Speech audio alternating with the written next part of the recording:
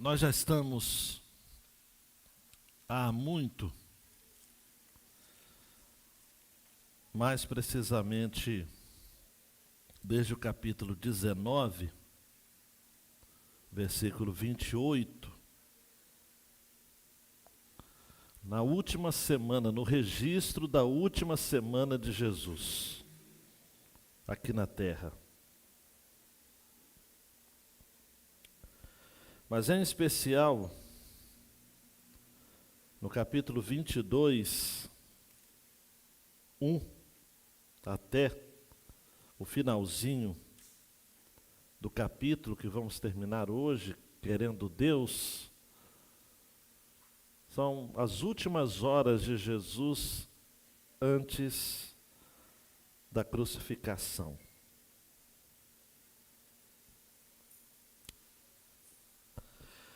Alguém já disse que o que deve marcar a nossa vida não é o modo como começamos, mas sim como terminamos.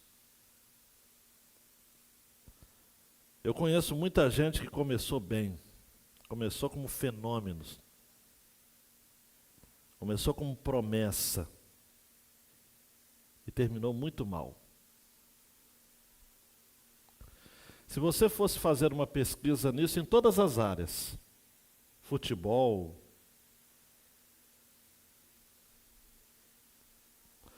profissionais liberais, autônomos diversos, cérebros, né, que se destacam na universidade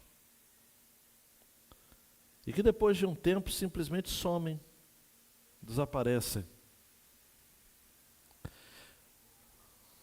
Vocês sabem que nós estamos vivendo, Débora e eu, essa fase de nos despedirmos, nos desligarmos progressivamente com o João Marcos, que inclusive completa hoje 19 anos, e estará indo para a universidade. E a gente fica pensando assim, quanta gente boa entra nas universidades brasileiras e chegando lá se envolvem com mais companhias, os happy hours das sextas-feiras. Quantas meninas valiosas, valorosas, começam a faculdade com grande potencial e não completam porque engravidam, nada de valor em relação à gravidez em si, ao fruto da nova vida que nasce, mas em relação ao contexto, lamentável. Poderiam estar avançando, poderiam estar sonhando pela idade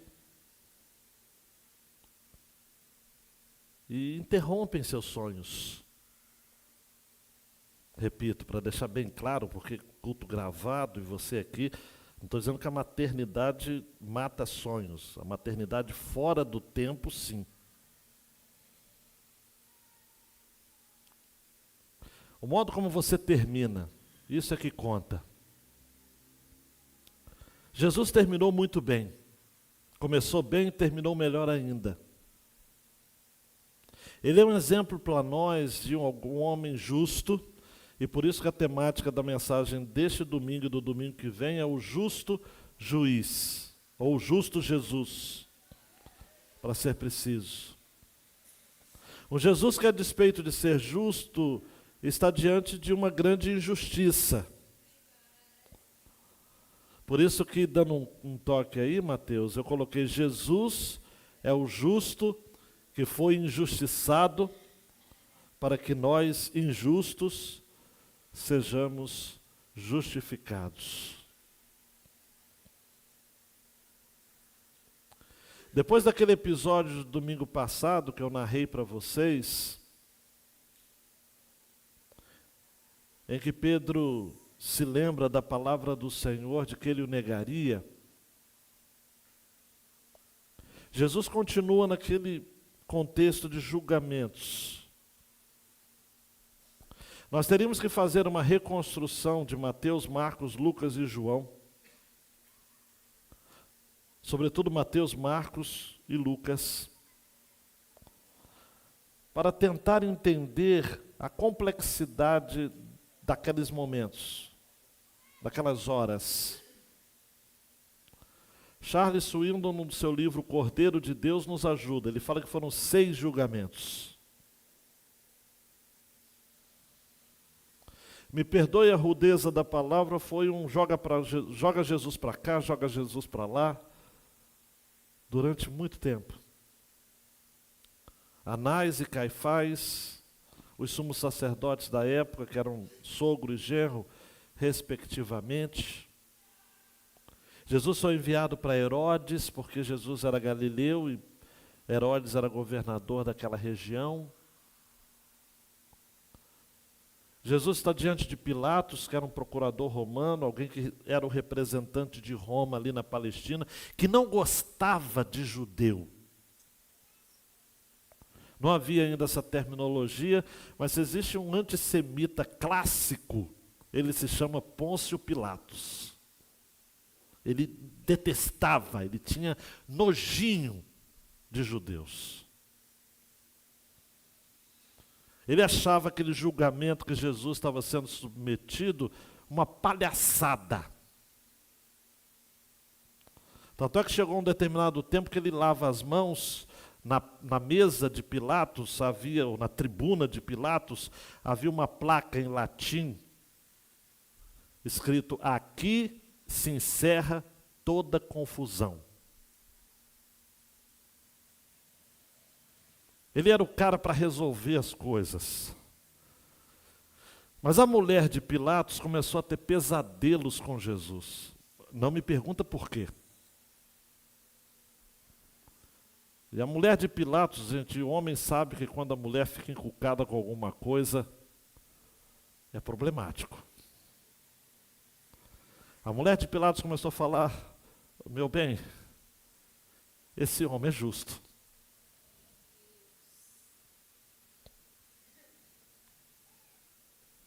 Pilatos mexe de um lado, mexe do outro, mas não consegue. E querendo Deus, domingo que vem, eu vou estar falando o que aconteceu com Jesus diante de Pilatos.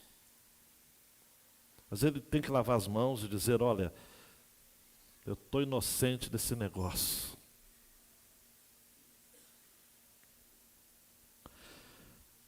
Jesus sai do Getsemane preso. Vai para o local onde ele foi arguido por Anás e por Caifás, os sumos sacerdotes. O julgamento de Jesus foi religioso. Essa semana, uma irmãzinha do meu coração, era adolescente, junior, criança, lá em Minas, e ela me fez a pergunta: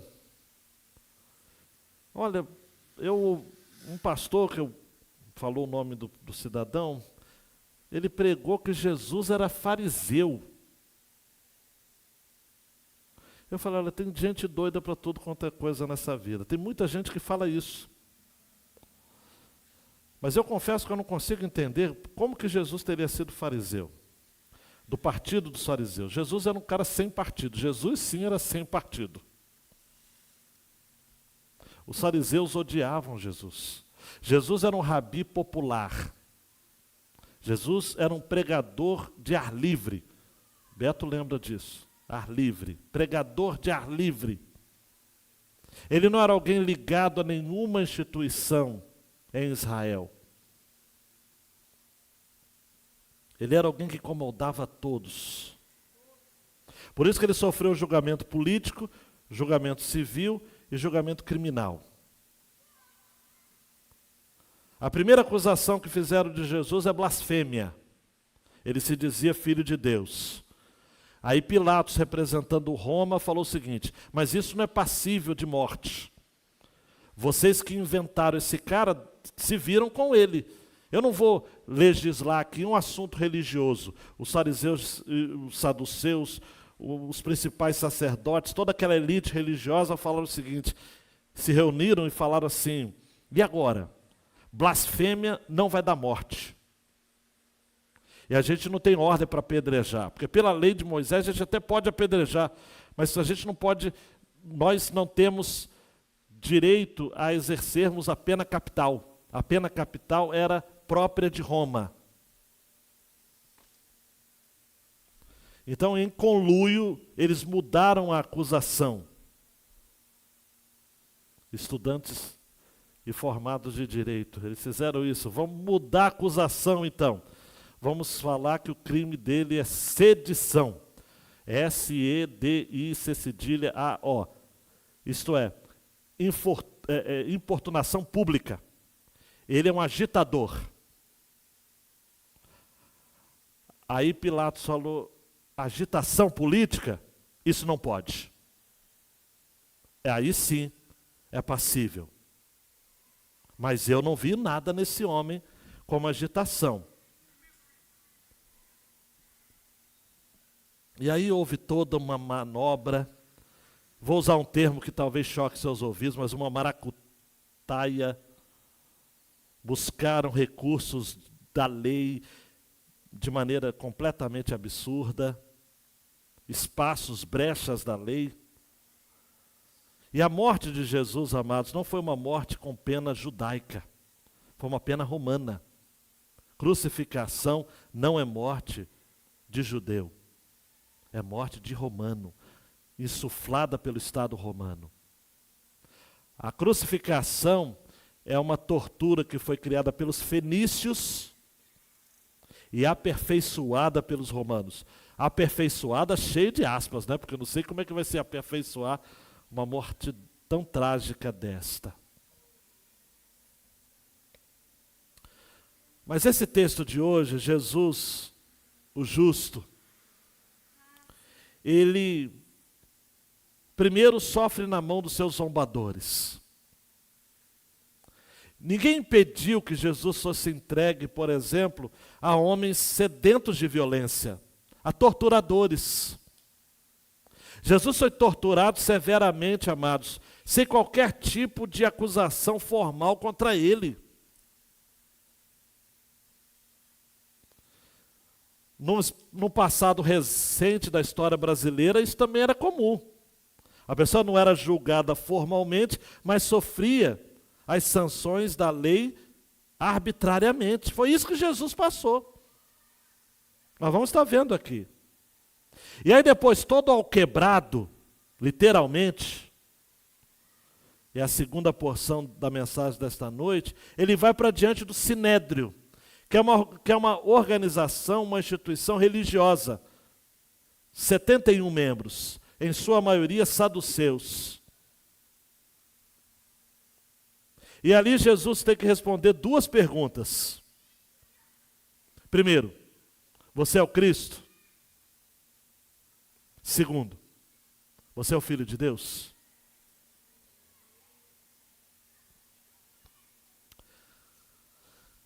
Olhe para mim, por favor. C.S. Lewis, no seu livro Deus no Banco dos Réus, diz assim, preste atenção. Se você perguntasse a Buda, você é filho de Brahma? Ele responderia, filho meu, você ainda está no vale da ilusão. Se você perguntasse a Sócrates, você é Zeus? Ele daria risada. Se perguntasse a Maomé, você é Alá? É C.S. Lewis que fala isso, não eu. Ele primeiro rasgaria as próprias vestes e depois decapitaria você. Se você perguntasse a Confúcio, você é o céu? Eu acho que provavelmente ele responderia, comentários em desacordo com a natureza são de mau gosto. E aí C.S. Lewis diz, a ideia de um grande mestre da moral, alegando o que Cristo alegou, está fora de questão. Em minha opinião, a única pessoa que pode dizer esse tipo de coisa é, ora, o próprio Deus, ou um completo lunático que sofre de delírio que compromete a saúde da mente. Se você acredita ser um ovo pochê em busca de uma fatia de pão que o agrade, é até possível que esteja são. Mas se pensa que é Deus, você está perdido. Nós podemos notar de passagens, C.S. Lewis diz, que Jesus nunca foi considerado um mero mestre em assuntos morais. Ele não produziu tal impressão em pessoa alguma que o conheceu. E aí essa frase eu citei domingo passado. Na verdade, os 3 principais efeitos que ele produziu nos demais foram ódio, terror e adoração. Não vemos sinal algum de uma simples aprovação moderada por parte de alguém. Queridão, queridona, coloque uma coisa na sua cabeça. Nós não podemos escolher a versão que a gente quer de Jesus para adorá-lo. Ou é esse Jesus aqui, esculpido como uma Carrara, ou não temos outra versão. Nós temos que amar Jesus como Ele é. Um Jesus que foi torturado sem ter um julgamento formal contra, sem ter acusação formal contra ele. Alguém que passou por um julgamento contrariando regras elementares da lei romana. E alguém que admitiu-se ser o Cristo e o Filho de Deus. Ou ele é louco, ou ele é Deus. Não temos outra opção.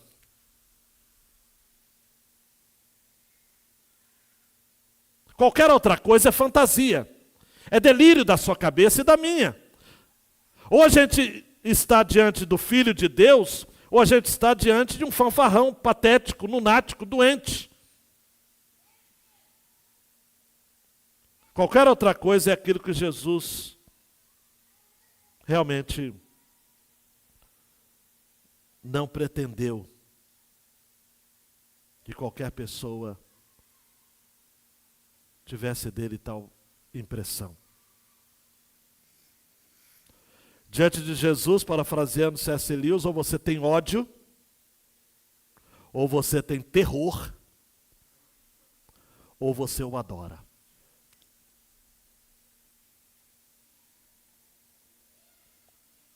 Versos 63 a 65.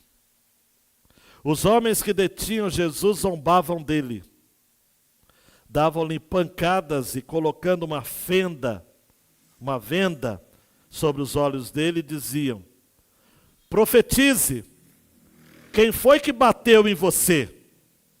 E muitas outras coisas diziam contra ele, blasfemando.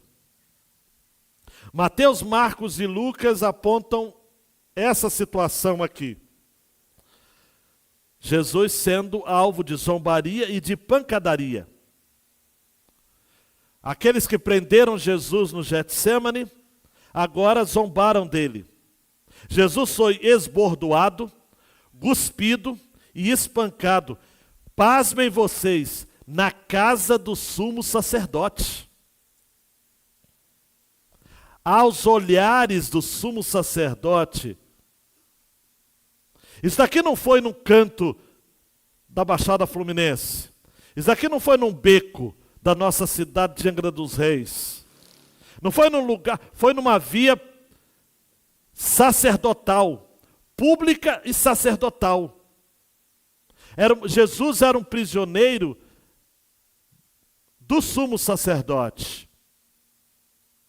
E ele permitiu que Jesus fosse escarnecido desse modo. Vendaram os olhos dele. Escarneciam dele. Lhe davam bufetadas. E dizendo: profetiza, quem é que te bateu? O texto vai dizer que muitas outras coisas, versículo 65, diziam contra ele. A gente não tem nem como precisar, amados, a chacota que fizeram com Jesus.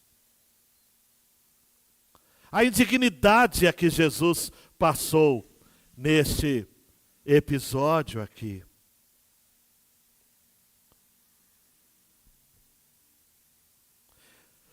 Eu olho para esse texto, queridão e queridona,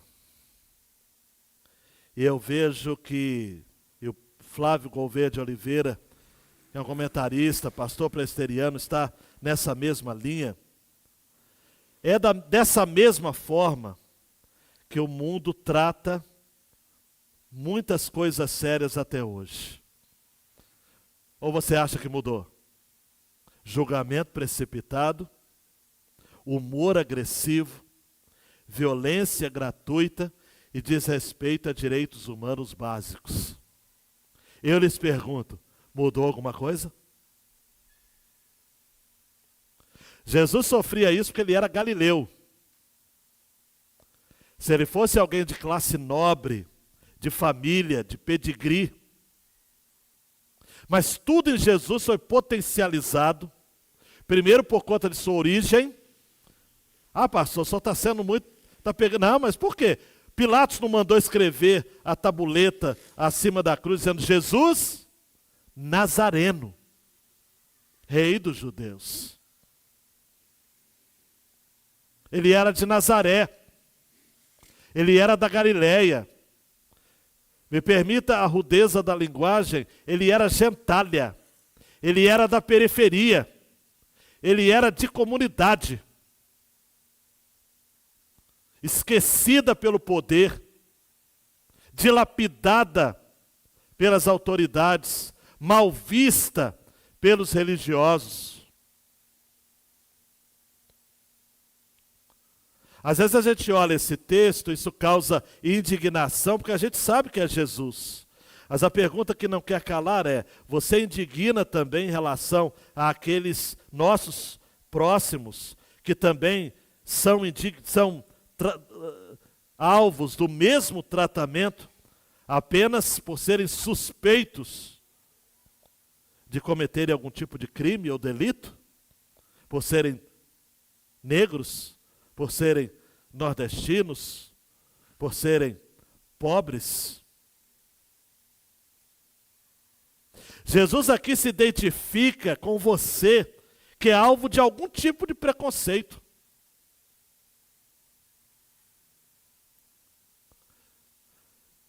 Jesus, repito, amados, não havia nenhuma acusação formal contra ele.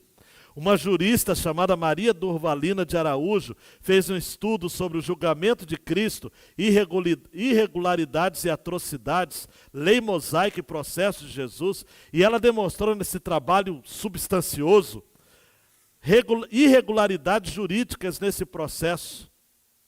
Jesus, amados, sofreu juridicamente de cerceamento do direito de defesa, atos jurídicos na calada da noite. Seu julgamento foi tudo de madrugada, amados. Você consegue entender isso?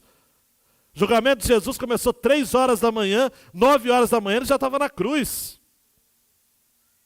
É que a gente não tem muito essa questão cronológica, né? A gente vai lendo a Bíblia e acha 3 horas da manhã, 9 horas ele já estava, ele foi julgado, condenado, testemunhas falsas, subornadas, foram contratadas. E ainda antes de tudo isso, ou durante tudo isso, ele ainda recebeu, entre aspas, um corretivo. E o pior estava por vir, porque depois ele vai ser alvo de chibatadas com ossos pontiagudos nas pontas das tiras de couro. E vai ser colocado em sua cabeça uma coroa de espinhos, perfurando seu crânio, produzindo dores lancinantes dos nervos do seu cérebro.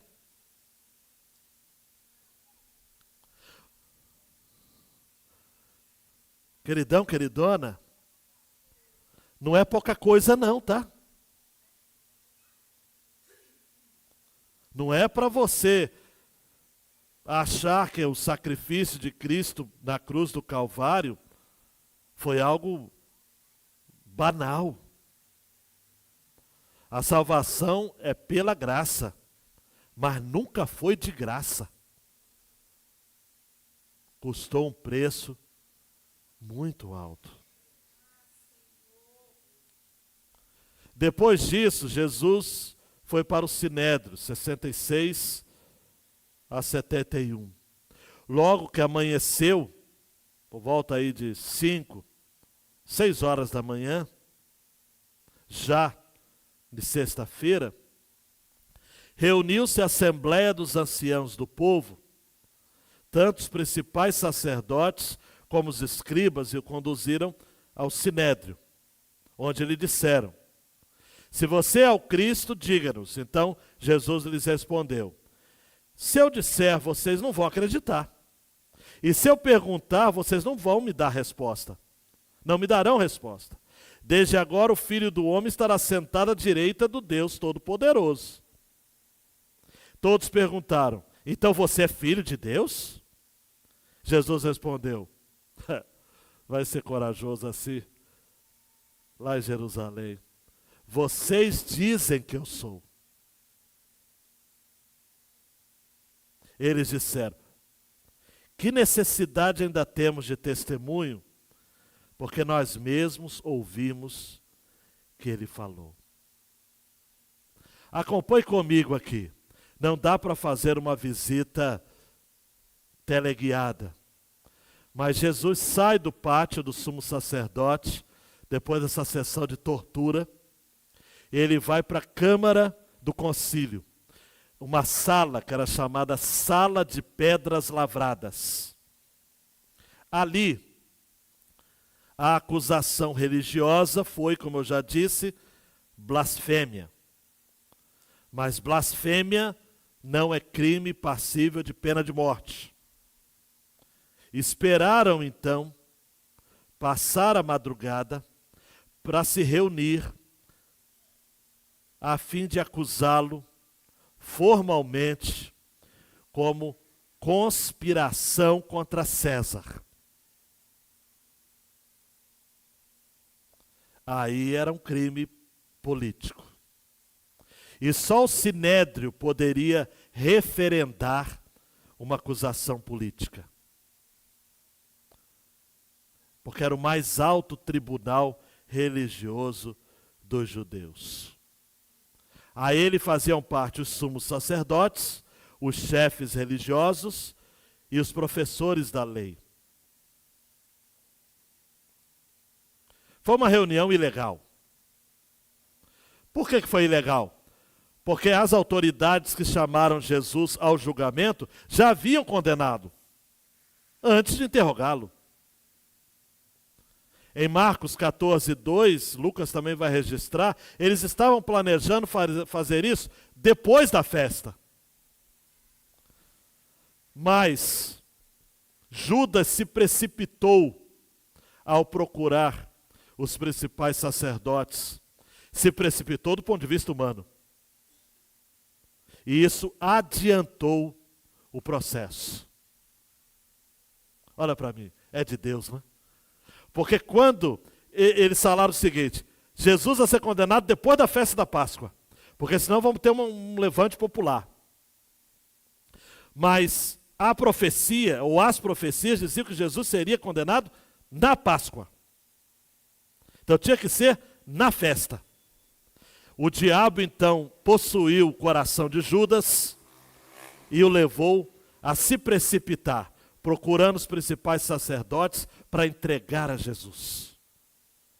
E aí, diante dessa situação, eles não tiveram outra alternativa a não ser dizer: ou é agora, ou é nunca. Jesus já conhecia o sinédrio, foi a segunda vez que ele compareceu lá. A primeira está lá em Marcos 15, Mateus 27. Lucas fala isso depois do amanhecer, nessa segunda oportunidade, quando todos já haviam dado seu voto. É igual hoje nas altas corporações, tanto do legislativo quanto do executivo e do judiciário, as decisões já são tomadas. Elas são tomadas de antemão. As reuniões são só mais para discutir os detalhes. Nós estamos diante, amados, de um interrogatório hipócrita. Isso daqui chega a ser bizarro. Os membros do Sinédrio perguntam se Jesus era o Cristo. E Jesus responde, então, a hipocrisia deles com um desmascaramento. Eles dizem o seguinte: olha, se eu disser, vocês não vão acreditar.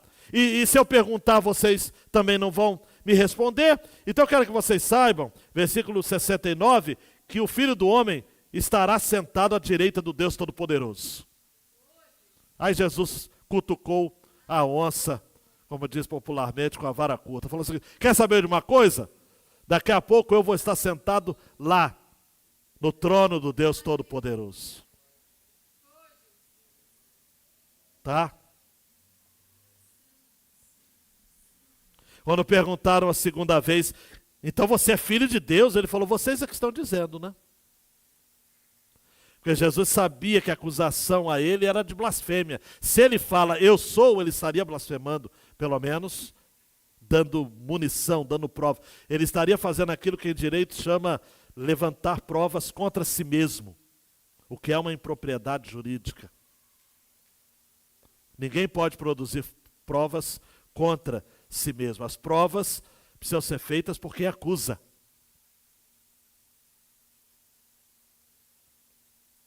Tim Keller vai dizer que nós estamos diante de um paradoxo. Jesus é o juiz sobre o mundo inteiro e está sendo julgado pelo mundo.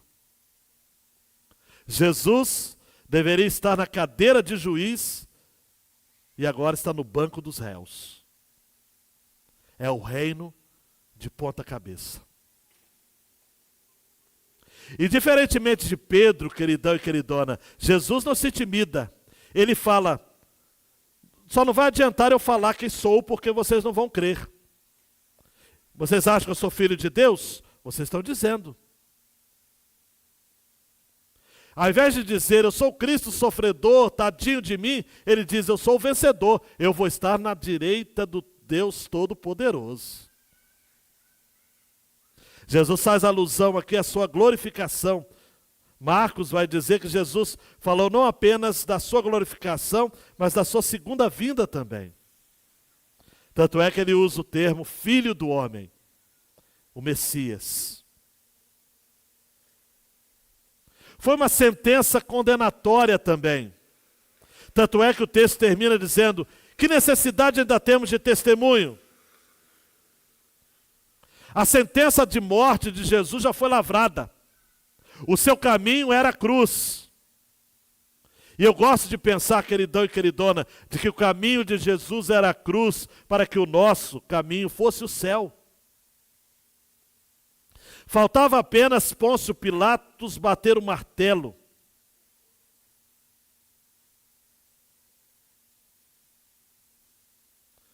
Jesus ser o Messias não dependia da interpretação daqueles homens. Por isso Jesus fala: vocês dizem que eu sou. Nós estamos diante, amados e amadas, e domingo que vem nós vamos retomar esse julgamento de gente sórdida. Imagina a gente sórdida. Anás era ganancioso, venenoso como serpente venenoso e vingativo. Caifás era rude, hipócrita e dissimulado. Pilatos era supersticioso e egoísta. Herodes era imoral, ambicioso e superficial. Jesus esteve diante de Anás, sofreu torturas lancinantes, agora está diante do Sinédrio, com plenos poderes nas questões religiosas. E para terminar, como diria Devil Monod, aqueles homens não estavam em busca da verdade. Eles estavam em busca de evidências contra Jesus. E daí eu quero caminhar para o fim com as aplicações para falar para você. Para que a minha mensagem não seja apenas um registro histórico. Eu não vim aqui para falar como foi o julgamento de Jesus. Vai ler os evangelhos. Vai ler o livro que eu indiquei do Charles Swindoll, que pega os 6 julgamentos, faz um mapinha bonitinho. Eu vim aqui para dizer que até hoje Jesus vive sendo julgado. Eu vim aqui para dizer para você que até hoje, diante de Jesus, dando 2 cliques aí, ninguém é considerado inocente. Diante de Jesus até hoje, preste atenção aqui, ou você tem ódio dele, ou você tem medo dele, terror, ou você o adora. Até hoje. Em João 10, os judeus se reúnem em volta de Jesus e dizem assim: se você é o Cristo, diga logo, diga logo, diga logo. Sabe o que Jesus disse? Eu já falei, mas vocês não acreditam. O problema hoje da humanidade, amados, não é nem conhecer acerca de Jesus. As pessoas conhecem, vocês conhecem, todos vocês. A pergunta é se vocês querem se comprometer com Ele. Até que ponto vocês estão dispostos a adorá-lo?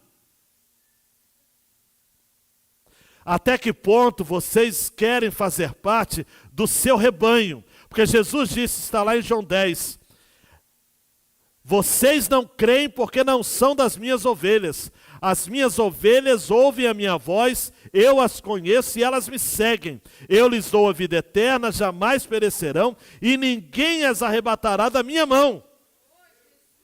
Quer levar Jesus a sério? Creia nele. Faça parte do rebanho dele, porque ele conhece as suas ovelhas.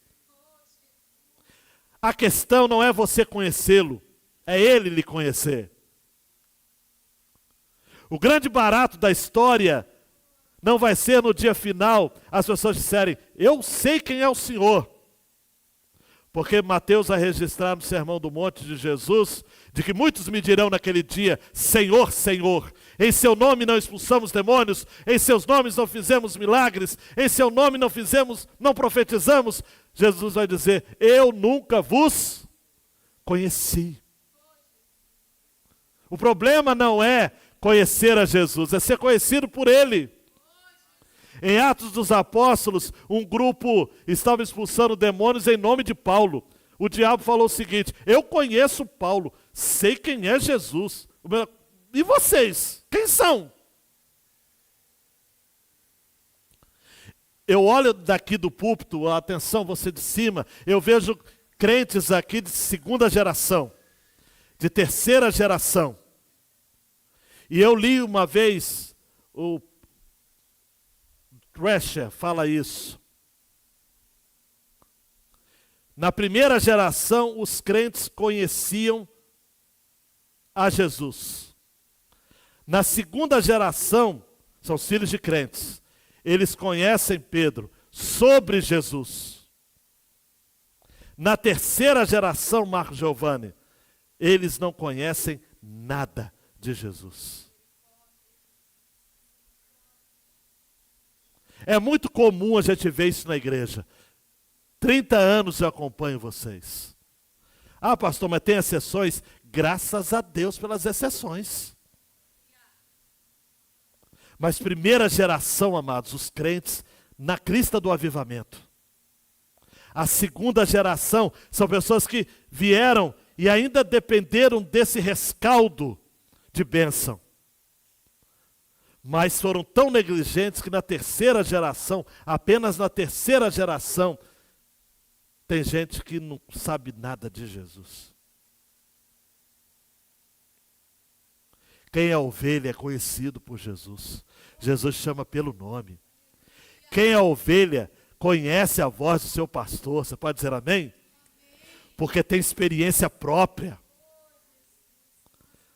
Não é só pastor que conhece cheiro de ovelha. Ovelha sente o cheiro do pastor.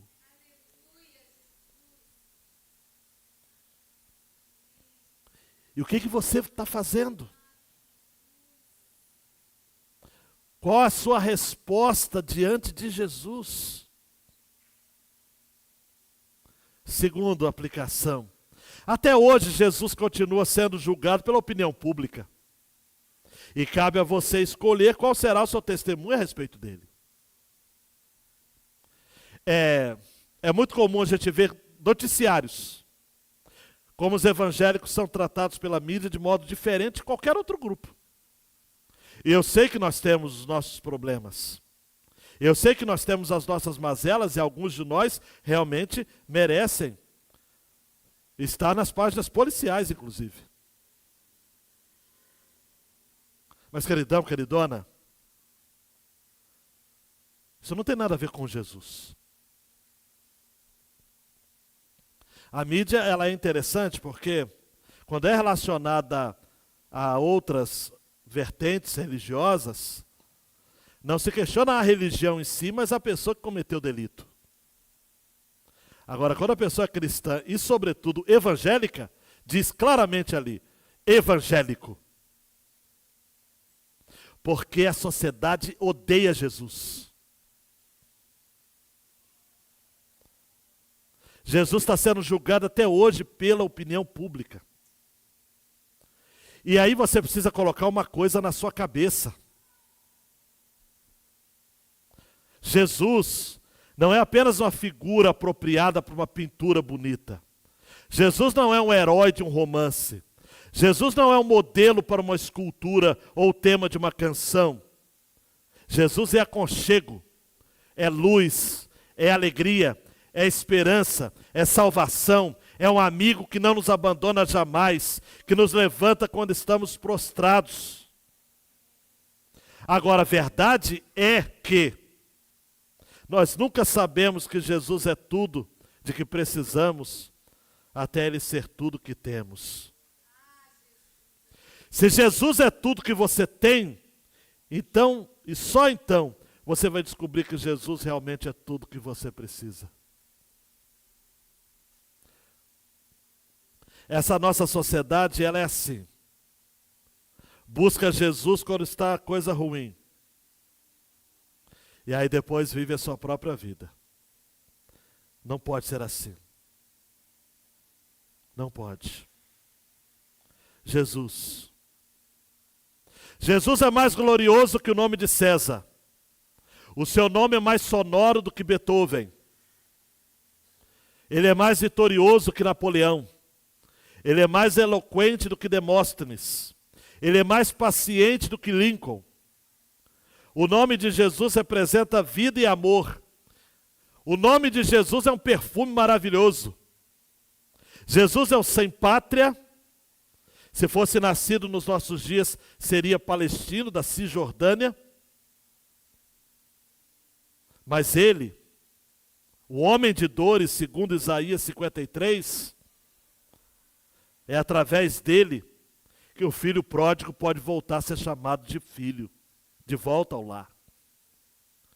É através dele que um alcoólatra pode ser liberto do seu vício. É através dele que um doente, enfermo na alma, no corpo, pode encontrar luz e esperança.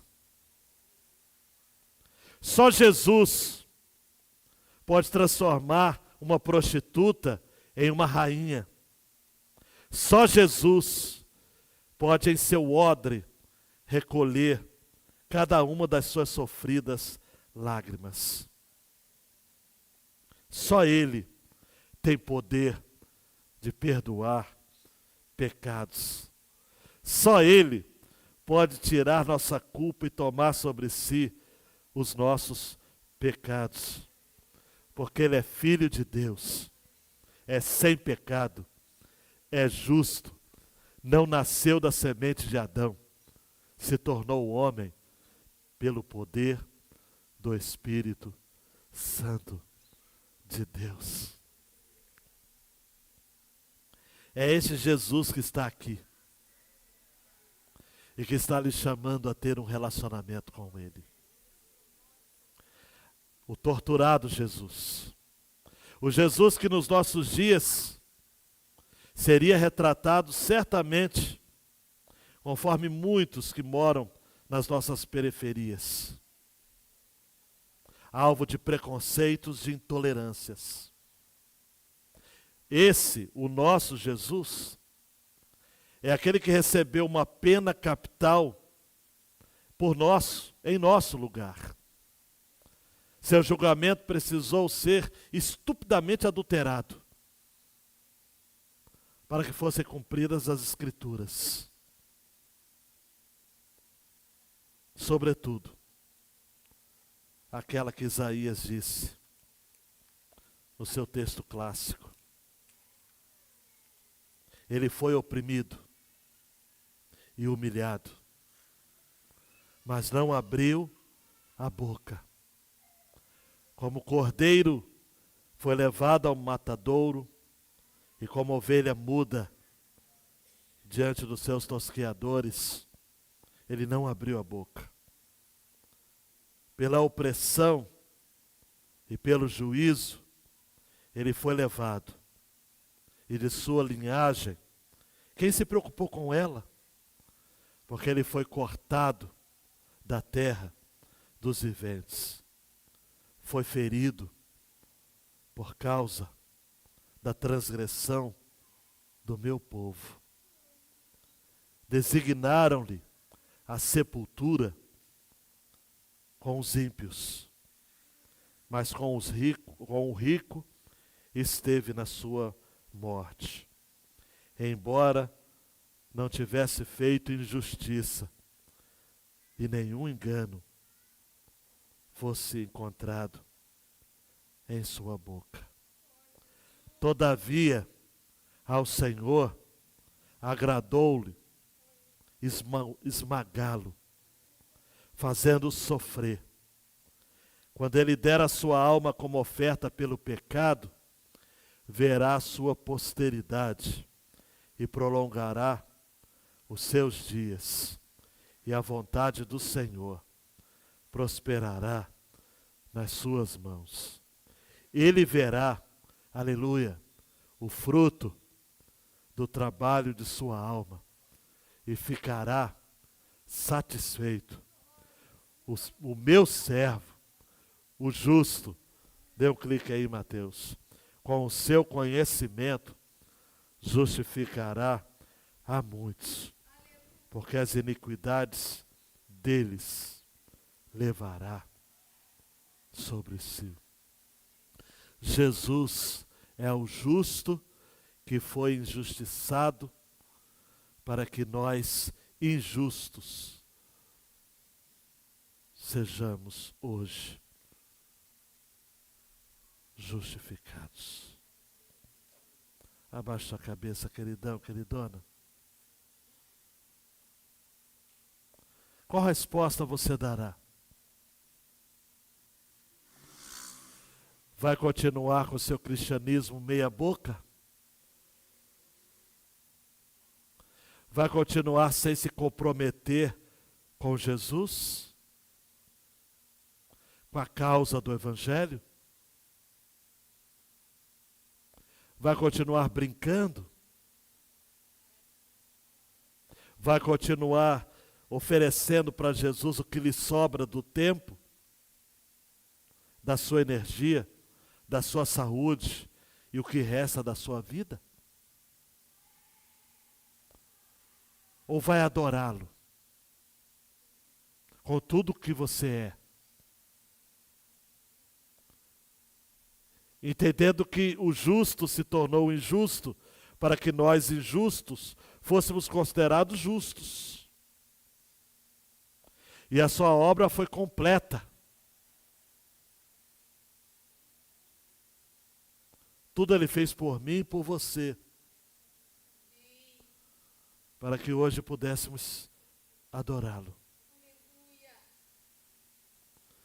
Coloque a mão no seu coração, você que está com dificuldade de se entregar, até mesmo de entender isso, queridão e queridona.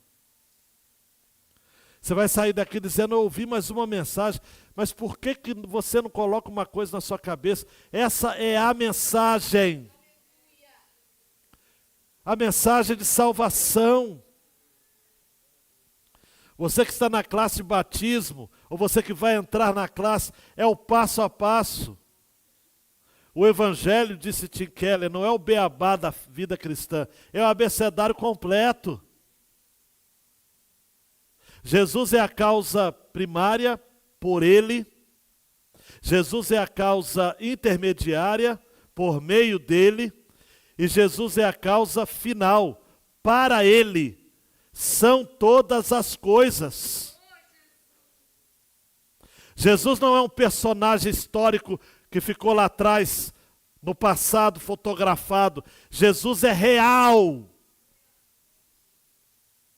E ele está aqui, querendo que você o priorize,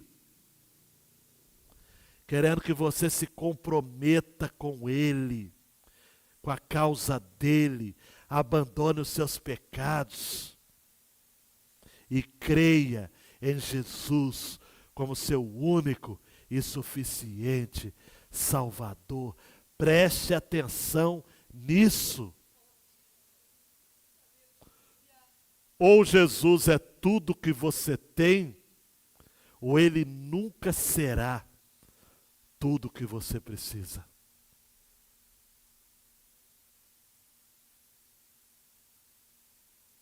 Confesse agora. Aí no seu lugar. Eu reconheço que eu preciso de Jesus. Abra os meus olhos. Aqueça o meu coração. Dá uma direção para a minha vida. O Jesus esbofeteado, tripudiado, escarnecido pelos guardas, é o meu Jesus, que me dá dignidade, me dá honra, me torna humano. O Jesus que foi alvo de um processo judicial injusto é aquele que entende as injustiças que eu estou passando. E ele é o meu justo justificador. Paulo vai dizer em Romanos 5, justificados, pois, pela fé, tenhamos paz com Deus.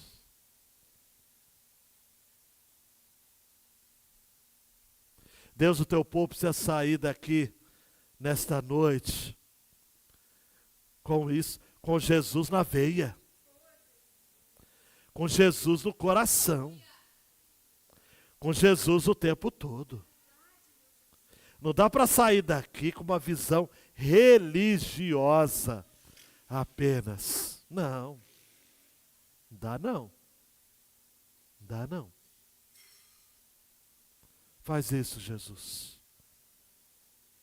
Faça isso agora mesmo, salvando vidas, no nome de Jesus. Amém. E amém. Priscila, por favor, vai estar aqui fazendo a leitura da ata. E à medida que a Priscila ler a ata, é um ato solene de posse. Cada nome citado